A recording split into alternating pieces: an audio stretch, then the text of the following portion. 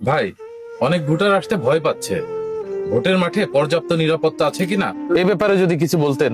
কোনো ভয় নেই সোহাগ, প্রশাসন এমন নিরাপত্তা নিয়ে রাখবে যে বিশৃঙ্খলা হওয়ার কোনো সুযোগ নেই। এবং ম্যাজিস্ট্রেট, জেলা প্রশাসক এত নিরাপত্তা দিচ্ছে যে কারোর কোনো কিছু করার সম্ভাবনা নেই। কেউ যদি কোনো কিছু করতে যায় সঙ্গে সঙ্গে তাকে ধরা হবে এবং সঙ্গে সঙ্গে তাকে জেল দেওয়া হবে।